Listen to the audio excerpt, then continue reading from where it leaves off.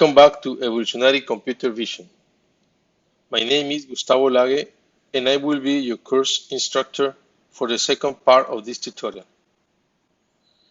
In this second part, we will go into a more technical exposition.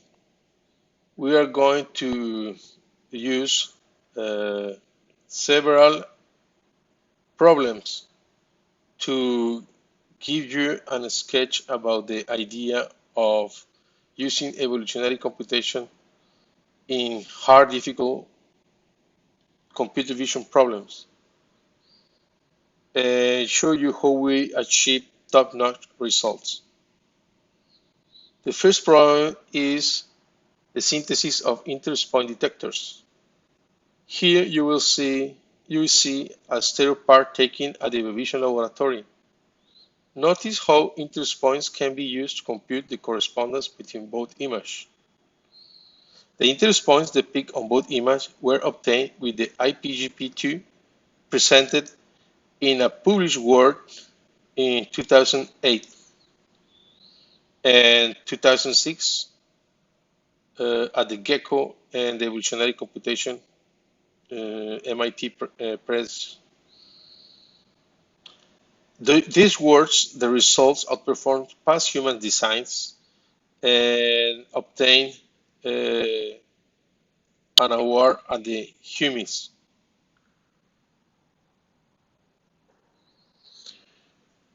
Learning interest point detectors is the key idea that we will develop in the following presentation. Interest point detectors are computer programs that are applied to a set of images with the goal of detecting the same set of features across all images. The hypothesis is genetic programming provides a machine learning strategy that could solve the problem of learning interest point detectors. Here we go into what is called the synthesis of interest point detectors. This is an automatic design which is in contrast with what is known the hand-code designs. Hand-code designs are the usual approach of computer vision, while genetic programming designs is the machine learning in evolutionary computation. Here we have two concepts, analysis and synthesis. Analysis is understood as the science which treats of the exact relations existing between quantities or magnitudes, and of the methods by which, in accordance with these relations, quantities sought are deducible from other quantities, known or supposed, the science of spatial and quantitative relations. Synthesis is understood as the combination of separate elements of thought into a whole, as of simple into complex conceptions. Thus, synthesis refers to the art or process of making a compound by putting the ingredients together, as contrast with analysis. Analysis and synthesis, though commonly treated as two different methods, are, if properly understood, only the two necessary parts of the same method. Each is the relative and correlative of the other. A main aim of genetic programming research is to show that this new machine learning paradigm is able to provide solutions which are human competitive. So, what are the goals for evolutionary computer vision?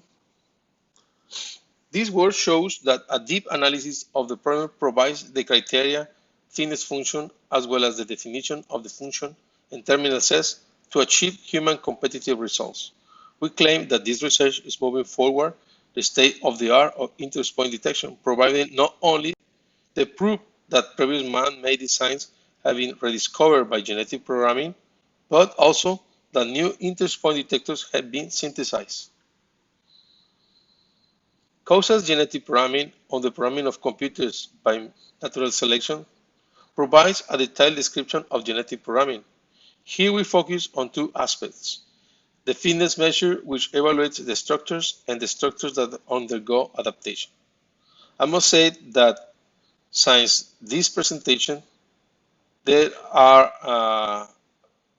a whole new books not only discovered presented in journals, but books that can provide you a better explanation of what is genetic programming. So I urge you to read the work of Ricardo Poli and colleagues. Continuing with the presentation, all synthesized results have been achieved with a prototype written in MATLAB and a more efficient system developed with the VXL and LilGP libraries. Today we are working again on this subject with new results that we expect to present in the future. But talking about the important concepts in geometry, there is something that is called repeatability. A point x1 detected on image I1 is repeated in image II if the corresponding point xi is detected in image I. In the case of planar scenes, a relation between points x1 and xi can be established with the homography h1 up to I, where we obtain the equation 1. The repeatability rate measures the number of repeated points between both images with respect to the total number of detected points. Here is a sketch that can show you how this works. Notice how x1 point on the first image on the left is projected on the right image through the homography. This is a mapping of a two-dimensional space into another two-dimensional space. Notice that the hypothesis in this geometric configuration is that these are photographs from something in a plane in the space. So a 3D point X is projected onto points x1 and xi on image I1 and II respectively. Point x1 is said to be repeated by xi if a point is detected within a neighborhood of xi of size epsilon. For planar scenes, x1 and xi are related by the homography. The set of points pair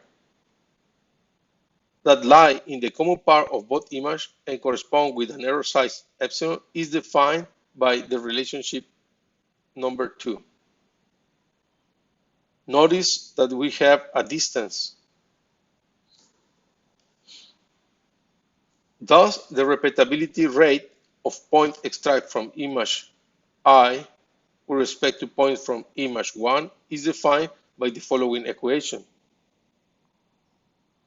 where these two magnitudes are the total number of points extracted from image 1 and I respectively.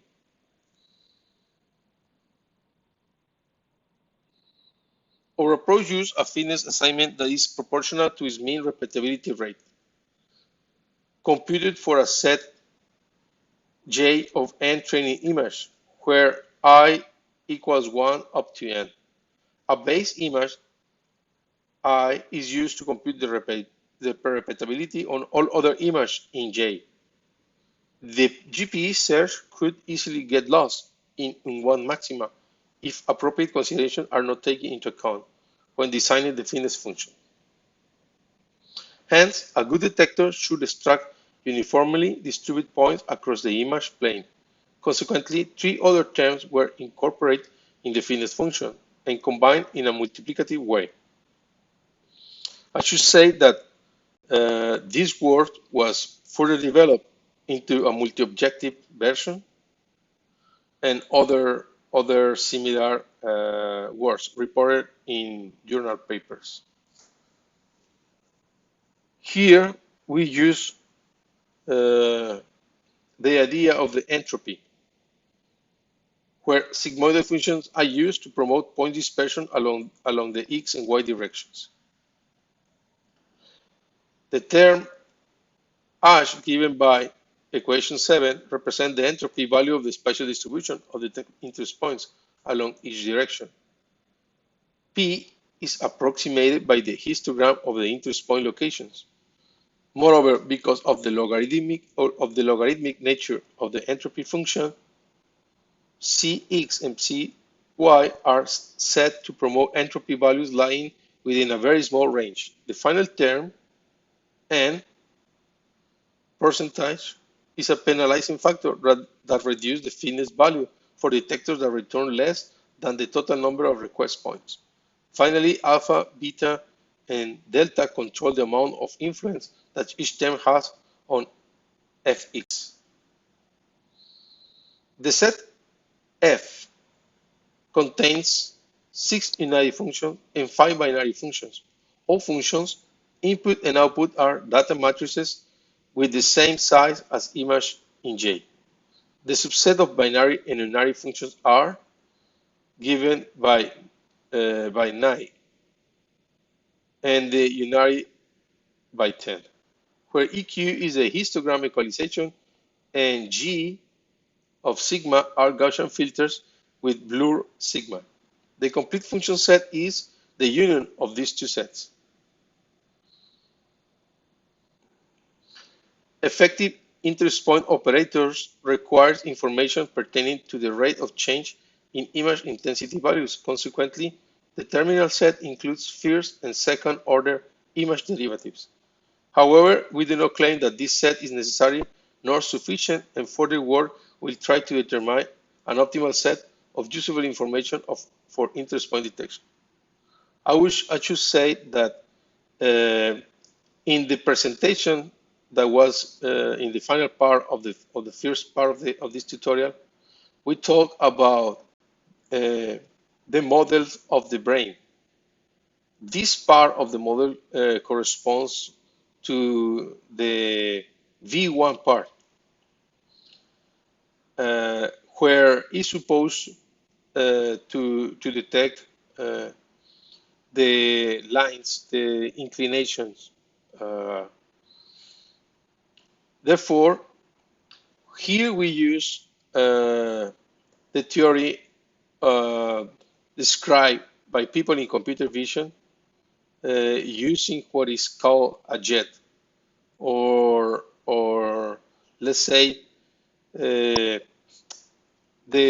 invariants that are computed through first image derivatives and second image derivative with the Laplacian.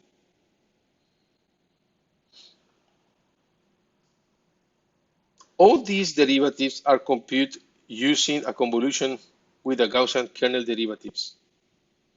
And EI, sigma 1, is a smooth image computed by a convolution with a Gaussian smoothing function.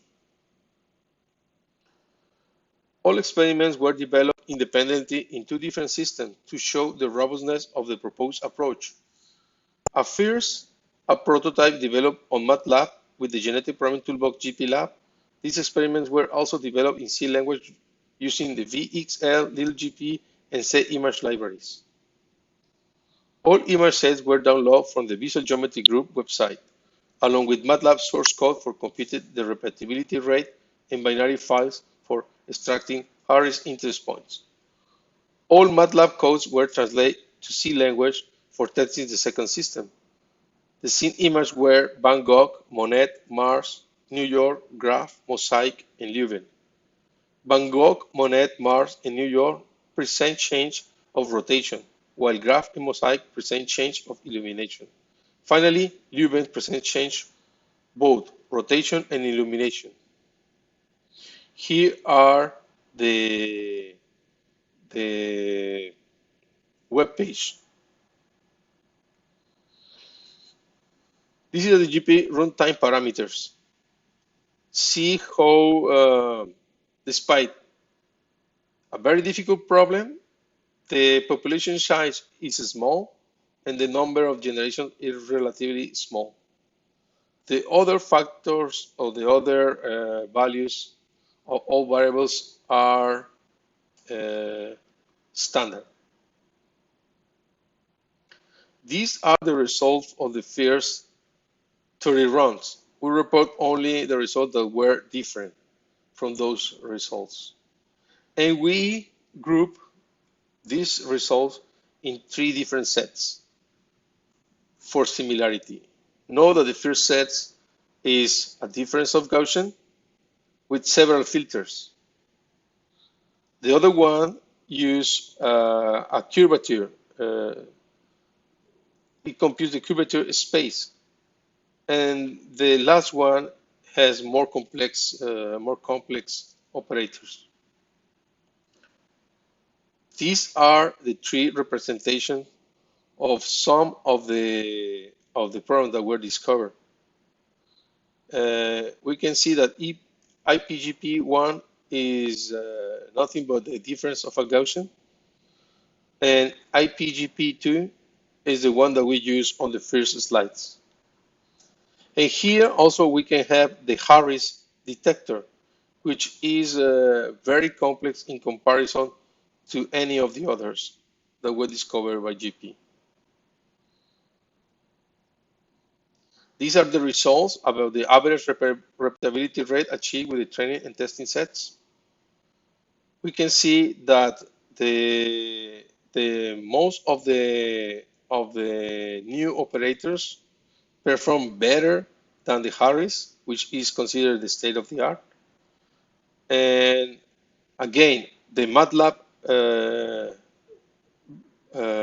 operators that are the IPGP1 and IPGP2 have similar scores to those used with the C language used at the DP IPGP1 up to 2, 5, and 6. These are for the 7 sequence that we have studied.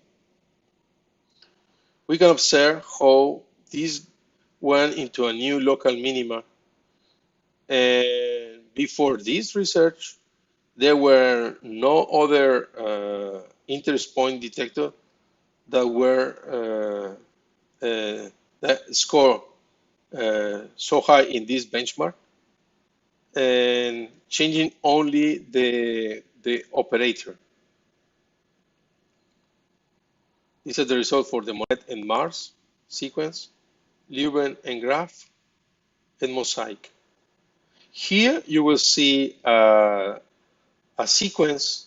In this case is the Van Gogh sequence, and this is to show you how the interest points remain constant.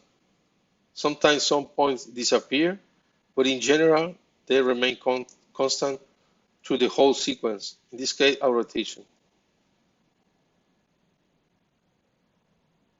This is the Mosaic sequence. This is a sequence from lightning. So this is very dark, and then it's starting to change along the sequence. The image starts getting clearer until the scene is very bright. However, points are mostly constant. So the results achieved by the 7 detectors scores very high, and these are some image of the sequence. This is the Van Gogh sequence, and each of the detectors in comparison with the Harris detector. This is the Monet, the Mars, New York, Graph, and Mosaic, Leuven. Okay, with this, we go into another work that is called the Honeybee search algorithm.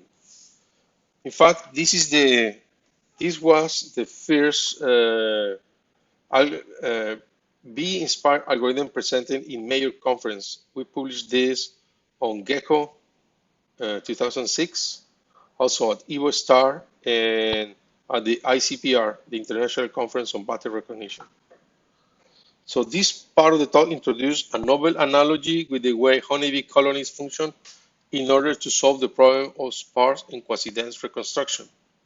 I also should say that there is a recent paper of this algorithm published in 2020, uh, where this algorithm was tested for the problem of video tracking. So the analogy is a new adaptive behavior strategy presented based on the divide and conquer strategy used by honeybee colony to solve search problems. The application is a new framework proposed in which the 3D points communicate between them to achieve an improved sparse reconstruction, which could be used reliable in further visual computing tasks. The general ideas that explain the honeybee behavior are translated into a computational algorithm following the evolutionary computing paradigm. Results: we show experiments that demonstrate the importance of the proposed communication system to reduce dramatically the number of outliers. Why honeybee colonies? Well, real honeybee colonies are capable of a number of outstanding insect capacities that are coded in the dense language, which is considered the most complex symbolic system, the code to date, in the animal world. In this work, a cooperative coevolutionary approach is applied based on the individual insect capacities and their communication system. Our work mimics this complex behavioral strategy using the principles of cooperative coevolution of the Parisian evolutionary computational approach. The Parisian approach differs from typical approach to evolutionary computation in the sense that a single individual in the population represents only a part of the solution. In this paradigm, an aggregation of multiple individuals should be considered in order to obtain a solution to the problem being studied. The motivation of such approach is to make an efficient use of genetic search process. First, the algorithm discards less computational effort at the end of execution, while considering more than a single best individual as output. Second, the computational expense of the fitness function evaluation is considerably reduced for a single individual. In traditional cooperative coevolution, the individuals are divided in species that are genetically isolated. The only feedback is through a shared domain model which produces a cooperative relationship. Contrary to this way of setting the framework of cooperative coevolution, the Parisian approach used the idea of individual evolution to promote the exchange of genetic material based on the local and global fitness evaluations. We decided to implement the idea of separate populations in the honeybee search algorithm in order to achieve population interaction and coadaptation. Partial encoding. At this point, the genetic representation is achieved through a number of single individuals that encode a partial solution. Therefore, an individual aggregation step is necessary in order to create a complete problem solution. This process of aggregation could be explicit or implicit according to the problem being studied. This concept provides to the Parisian approach the strength to decompose the problem by determining automatically an appropriate number of subcomponents and the role that each subcomponent will play. The environment, in this case the design of the system, should provide an environment where the different partial solutions could interact and coadapt in order to allow the emergence of better aggregate solutions. Local and global fitness. A meaningful merit function must be designed for each partial solution. The evolutionary engines require a scheme for combining local and global fitness values. This could be explicit or implicit. Population diversity preservation. In contrast to traditional computational intelligence approach, where diversity needs to be preserved only during enough time to perform a reasonable exploration of the search space, an individual cooperative coevolutionary approach requires that all subcomponents should be present in the final solution. Diversity preservation techniques need to be implemented. In evolutionary algorithms, three different techniques could be applied: heuristic modification of genetic operators, fitness function penalization for crowd individuals, and incorporation of some higher level algorithmic structure to generate and manage subpopulation. In this work, we applied the fitness sharing scheme of Goldberg and Richardson. However, today you can use many other approaches. Recalling the problem of the imaging and camera geometry. In this case, we recall the perspective projection. This can be written as a linear mapping between homogeneous coordinates. The equation is only up to scale factor.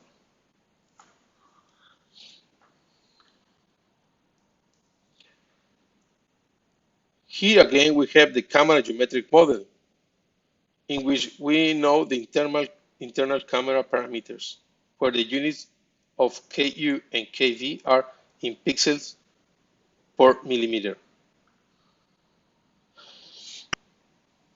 The external camera parameters represent the Euclidean transformation between the world and camera coordinates.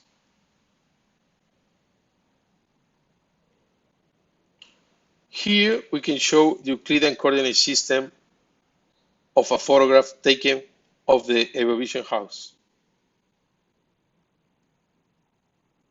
We compute the internal parameters and the external parameters.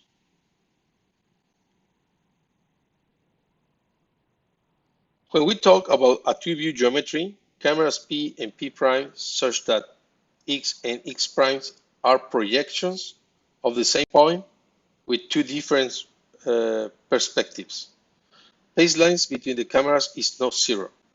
Main questions. Given an image point in the first image, where is the corresponding point in the second image? What is the relative position of the cameras?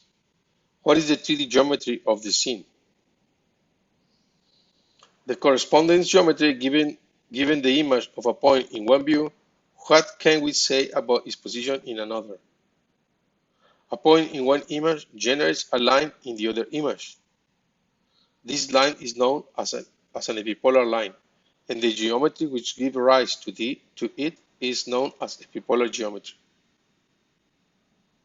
The Honeybee search process. The Honeybee algorithm is based on the idea first proposed in the fly algorithm of evolving a population of 3D points in order to concentrate those points on the object surface of the scene.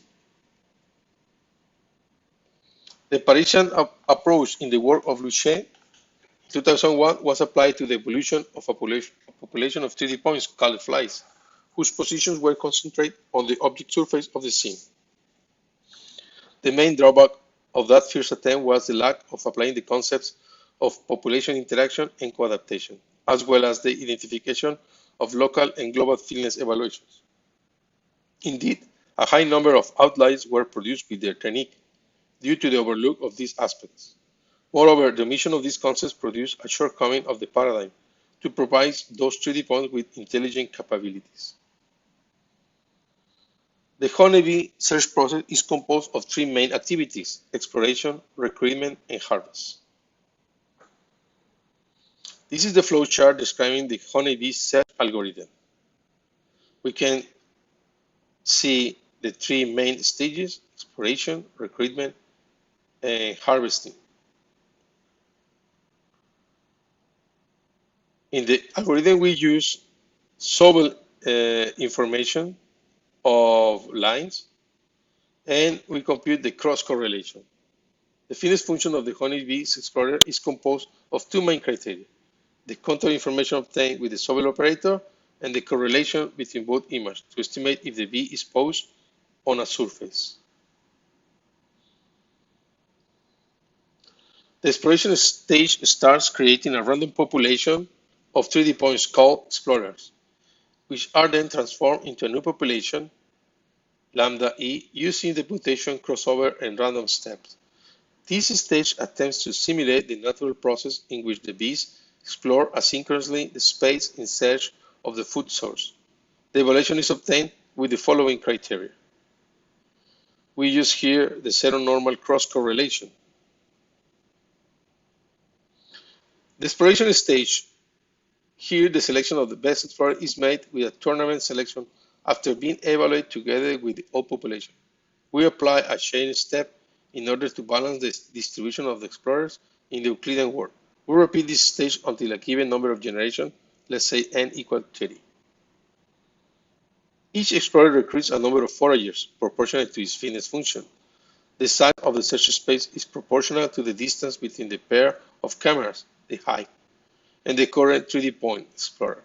Obviously, the explorers that are closer to the hive should have a bigger search space compared with explorers that are farther away.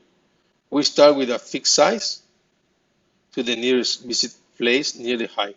Then, as long as the bees are farther away from this initial V, the search space starts to be reduced using as information the distance on the image in order to have an evaluation about the depth in which the points are located as follows. Now we can proceed to reduce the search space with the following relationship. Remember, in this case, we are using a Euclidean reconstruction because we have performed a calibration process.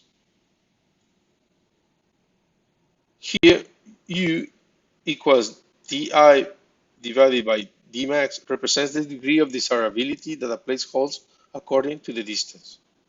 The value of f lies in the interval 0.5 up to 1, where 0.5 is related to the highest distance while 1 is related to the closest 3D point.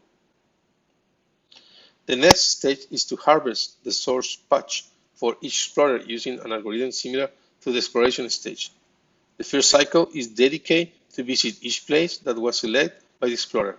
In this way, the foragers that have been selected by the explorer start a new search process around the point where the explorer is located in order to exploit this location. Hence, the exploration and exploitation steps are achieved by the explorers and foragers, respectively. As we can observe, each group of foragers exploits sequentially all places. Note that the number of foragers that have been assigned to each explorer is variable according to the fitness function. Thus, the number of foragers assigned to each explorer is computed using the following factor, where lambda is the total size of the population. Here, the fitness function computes use, besides the zero normal cross correlation, the homogeneity of the texture without gradient computation. The homogeneity is computed using the grade level Cooccurrence matrix because it has been provided reliable in image classification and segmentation for content-based image retrieval.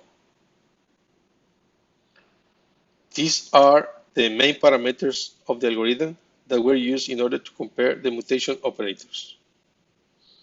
So we have polynomial mutation and normal mutation.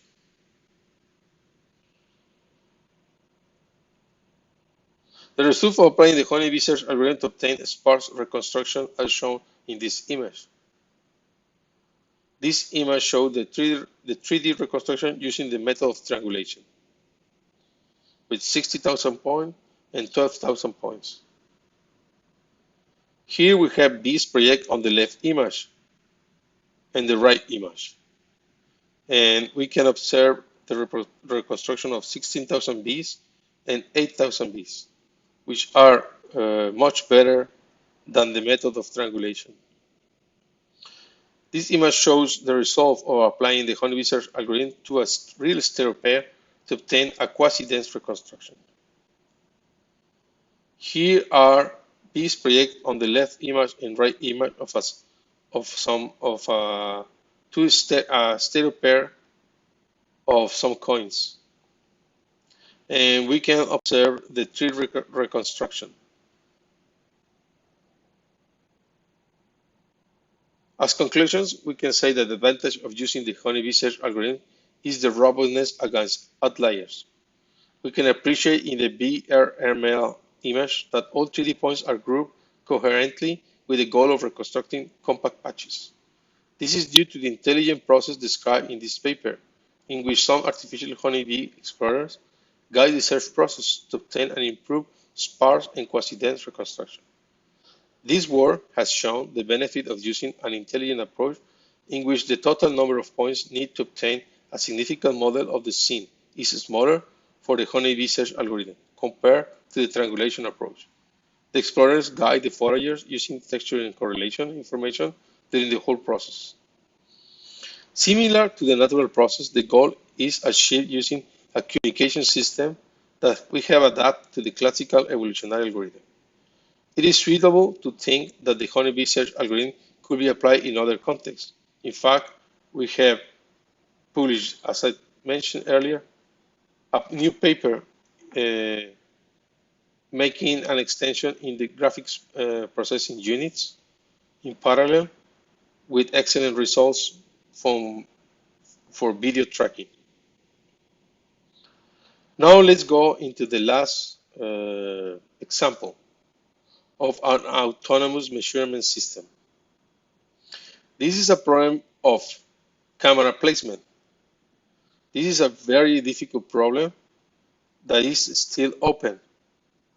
Here we are going to concentrate in some aspects that deserve an award from the American Society of Photogrammetry and Remote Sensing for a paper published in the Photogrammetric Engineering and Remote Sensing journal. So some initial questions were the following. Where should we place the cameras in order to obtain the minimal three-dimensional error? From this question, several subproblems arise. How can we develop a good criterion to judge our configuration? What conditions are needed for our system to work? Which are the interrelated aspects involved in the development of the system? What will be a good method to optimize the placement of cameras? Camera calibration is understood as the process of determining the interior orientation parameters. Besides the camera constant and the location of the principal point, this may also include the parameters of lens distortion.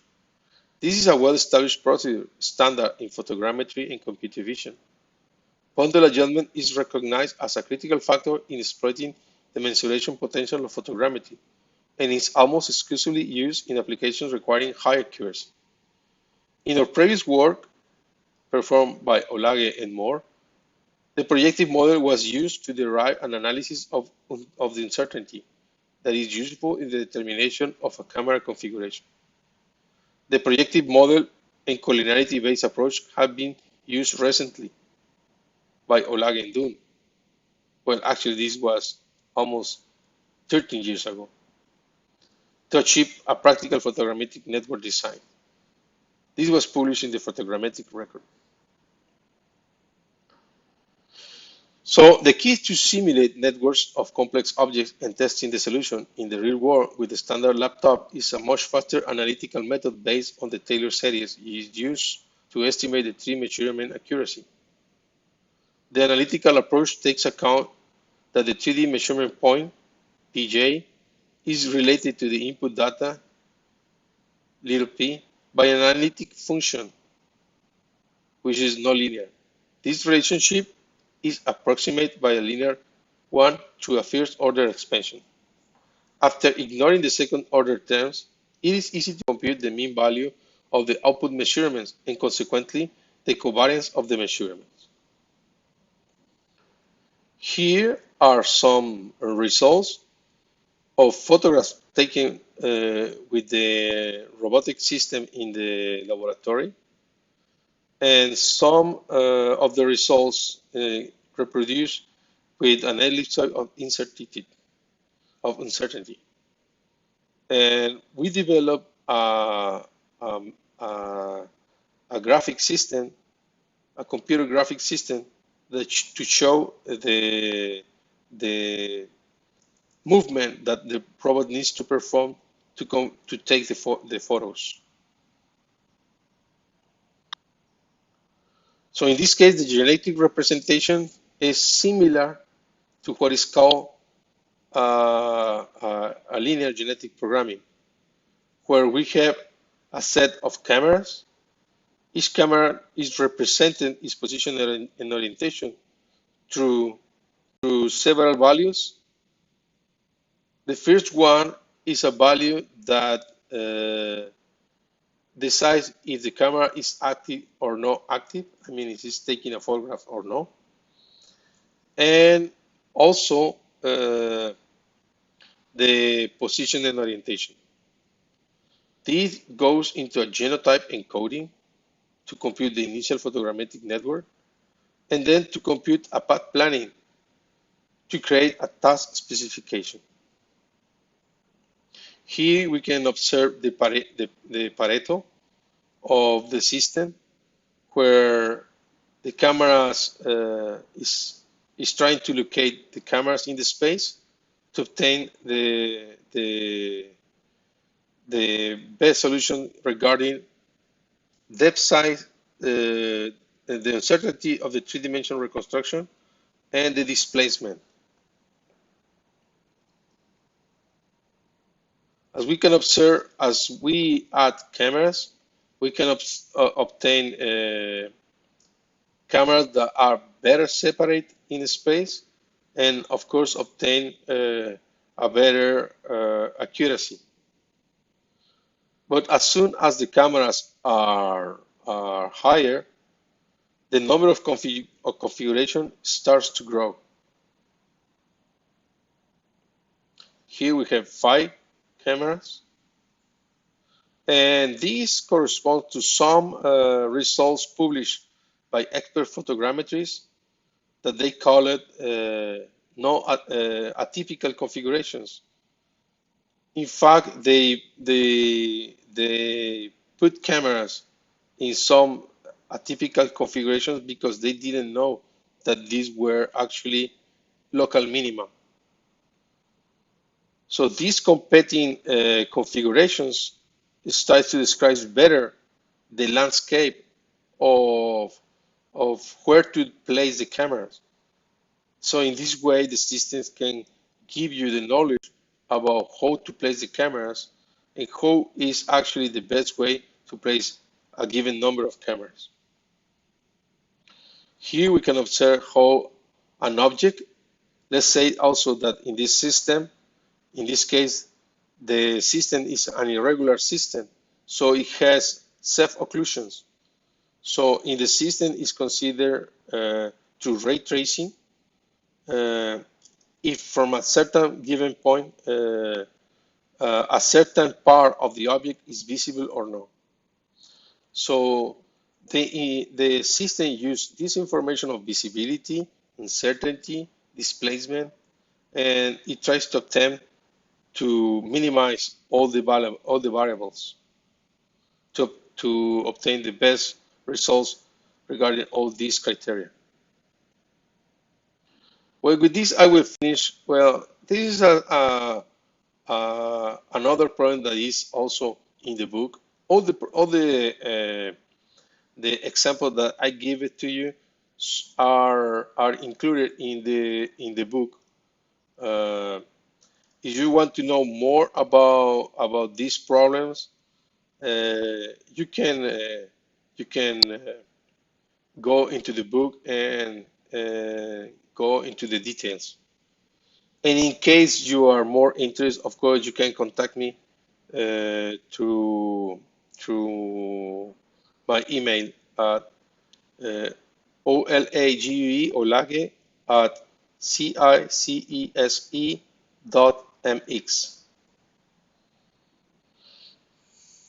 This is an evolutionary visual learning.